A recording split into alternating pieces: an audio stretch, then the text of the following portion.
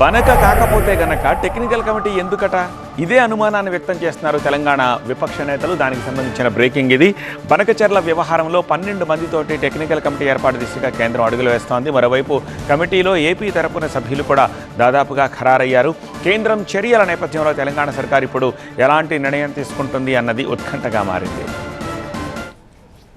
పోలవరం బనకచెర్ల అనుసంధానంపై అధ్యయనం కోసం కేంద్ర జలశక్తి శాఖ 12 మందితో కూడిన సాంకేతిక నిపుణుల కమిటీని ఏర్పాటు చేయాలని నిర్ణయించింది. ఈ కమిటీ కోసం ఏపీ నుంచి 3 అధికారుల పేర్లను ప్రతిపాదించారు.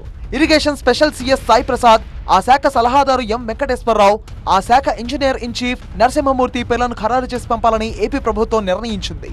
కొద్ది రోజుల క్రితం ఇరు రాష్ట్రాలకు సంబంధించిన జల వనరుల అంశంపై కేంద్ర జలశక్తి శాఖ మంత్రి సిఆర్ పాటిల్ అధ్యక్షతన ముఖ్యమంత్రులు చంద్రబాబు, రేవంత్ రెడ్డి సమావేశమయ్యారు. ఈ భేటీలో పలు కీలక అంశాలపై చర్చించారు.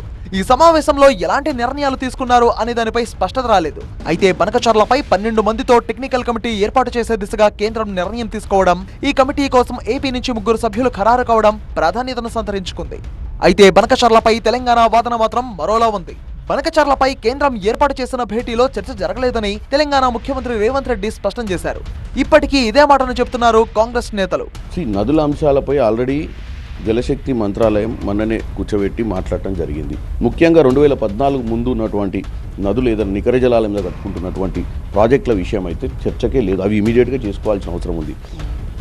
ఇప్పుడు ఏదైతే రాజకీయం చేయాలన్న ప్రయత్నం బీఆర్ఎస్ పార్టీ చేస్తుందో ఈ బనకచెర్ల మీద డిస్కషనే పెట్టాల్సిన అవసరం లేదని మేము తేటతెల్లం చేసేసినాం. దానికి జలశక్తి మంత్రి గారు కూడా మంత్రిత్వ శాఖ కూడా యాక్సెప్ట్ చేసింది. కేంద్ర జలశక్తి మంత్రి దగ్గర జరిగిన సమావేశంలో బనకచెర్ల ప్రస్తావనే లేదని తెలంగాణ ప్రభుత్వం చెబుతుంటే దీనిపై చర్చ జరగకుండా కేంద్రం టెక్నికల్ కమిటీ ఎలా ఏర్పాటు చేస్తుందని విపక్షాలు ప్రశ్నిస్తున్నాయి.